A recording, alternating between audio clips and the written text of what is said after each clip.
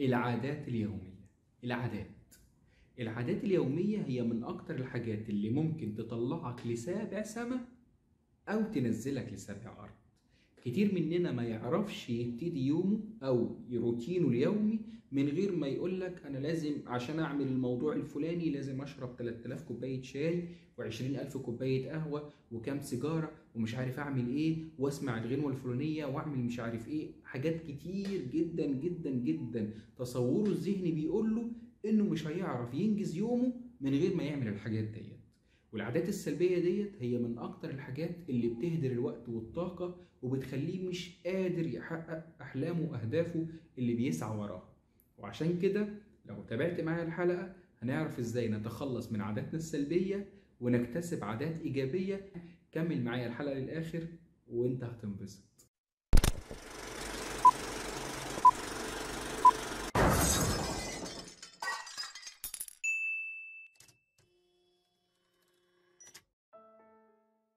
أهلا وسهلا بكل مستمعين برنامج الكبسولة.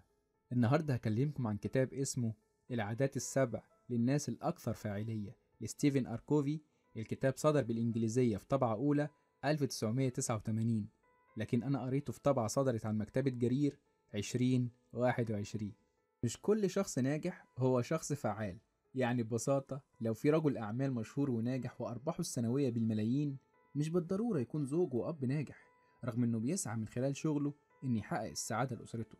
والفرق بين الشخص الفعال والشخص الآخر هو التصور الذهني. كلنا بنتصرف من خلال تصور ذهني مسيطر علينا. التصور ده نتاج خبرات ومعلومات وثقافات، ووارد يكون وعينا بالتصور ده يكون وعي خاطئ. هحكي لكم حكاية. كان في مرة أب وأولاده جوه المترو. الأب دخل وقعد على أقرب كرسي وغمض عينيه، إنما الأولاد قلبوا عربية المترو شقلبة ومراجيح. الركاب بدأوا ينزعجوا والأب ولا في دماغه. الأولاد بدأوا يخطفوا الجرايد اللي مع الركاب ويعملوا إزعاج أكتر للناس. الراكب اللي كان قاعد جنب الأب كان منزعج جدا، وحكمه كان على الأب إنه شخص بارد وغير مبالي بالآخرين. بعد صبر طويل من الراكب على الأولاد، صرخ في الأب وطلب منه يتصرف ويمنع الأولاد من إزعاج الركاب. الأب اتنهد وقال لازم فعلا أتصرف، بس إزاي؟ أمهم ماتت النهاردة في المستشفى وأنا مش مستوعب الموقف، والأولاد كمان مش مستوعبين. هنا اتغير التصور الذهني، والراكب بدأ يشوف الأب شخص تاني، شخص مهموم وحزين، على عكس ما كان شايفه في الأول غير مبالي بالآخرين. التصورات الذهنية هي اللي بتدفعنا لتنفيذ أفعال معينة، ولو كان التصور الذهني ده مظبوط هيكون الفعل مظبوط، والعكس بالعكس. وعشان كده لازم قبل ما نتكلم عن العادات نأكد على أهمية تصورنا الذهني عن نفسنا وعن الآخرين، ونأكد على أهمية القيم والمبادئ. وهنا الكاتب يأكد على أن المبادئ لا تنتمي لدين بعينه. يعني مبدأ زي العدالة موجود في كل الأديان، ومبدأ زي الكرامة الإنسانية والأمانة والشرف وغيرها من المبادئ موجودة في الفطرة الإنسانية، وتعتبر المبادئ دي مبادئ عالمية. وإن العصابات والمخربين بيمتلكوا هدف واحد، وهي مواجهة القيم الأساسية وتبرير أي موقف عدائي ضد المجتمع، سواء كانت السرقة أو العنف بالمظلومية وخلافه. العادات السبع هتساعدك على بناء تصورات ذهنية أفضل للواقع اللي بتعيش فيه، وكمان هتساعدك تكون شخص ناضج، وهتخلصك من إنك تكون شخص اعتمادي بيعتمد على الآخرين. وبالتالي هتحقق الشخصية المستقلة اللي قادرة تتحمل نتيجة قراراتها، وبعدها توصل لمرحلة الترابط من خلال إنك تكون مسؤول عن نفسك وعن الآخرين في العمل والبيت كمان. وعشان تحقق الاستقلالية دي لازم تكون شخص مبادر، واثق في إن أفعالك هتأثر في الآخرين. وعشان تضمن فعالية التأثير ده لازم تكون محدد هدفك، قادر تجاوب على سؤال بيدور جوه ذهنك، وهو إيه فايدة اللي أنا بعمله ده؟ يعني ببساطة ما ينفعش تكون ماشي بدون هدف، بتروح المدرسة بدون هدف، بتروح الشغل بدون هدف، عايش الحياة بلا هدف. من خلال تحديد أهدافك هتقدر تحدد أولوياتك. يعني لو عندك امتحان بكرة مثلا، وعندك مذاكرة وعندك تمرين، لازم تحدد هتذاكر ولا تتمرن. وهنا الكاتب بيأكد على إن فكرة إدارة النفس مهمة في الموضوع ده أكتر من أهمية إدارة الوقت نفسه. مهم جدا إنك تعود نفسك على إنجاز المهمة حتى لو كانت صعبة على نفسك. والكاتب في الكتاب بيقسم المهام لأربع مستويات: مهام مهمة وعاجلة زي المذاكرة ليلة الامتحان، ومهام مهمة وغير عاجلة زي إنك هتقرأ كتاب مفيد ولا تذاكر قبل الامتحان، ومهام غير مهمة وعاجلة زي مثلا لو في ماتش بيتذاع دلوقتي وعندك بكرة امتحان، هتتفرج على الماتش ولا هتقوم تذاكر، ومهام غير مهمة وغير عاجلة زي إنك تسيب المذاكرة وتتفرج على تيك توك.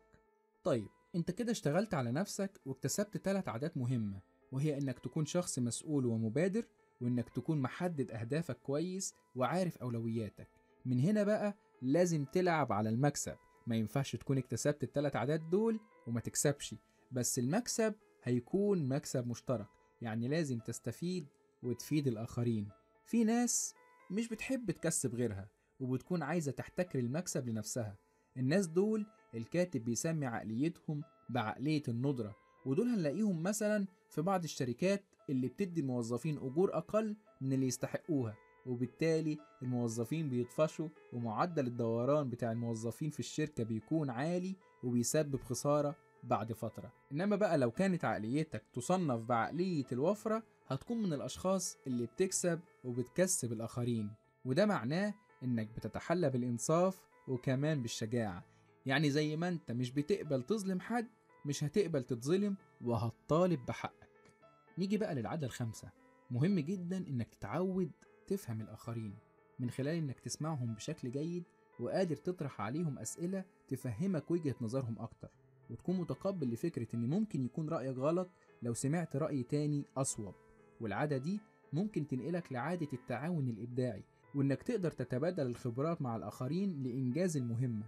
لكن مهم جدا تكون واعي بجودة التعاون ده، لأن عدم التعاون بيكون أفضل من التعاون السيء.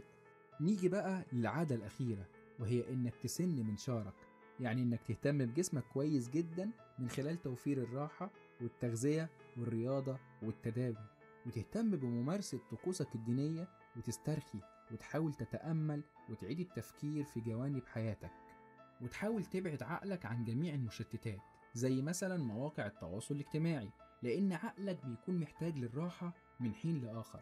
ومهم جدا إنك تطور مهاراتك وتركز على علاقات جيدة وداعمة، ومش مهم العدد يكون كتير، المهم تكون علاقات جيدة ومستقرة. ولو عايز تعرف أكتر ياريت تقرأ الكتاب. استنوني في حلقات جديدة من برنامج الكبسولة. كان معاكم في الإعداد والتقديم والهندسة الإذاعية والإخراج كريم ماهر، ودمتم بخير.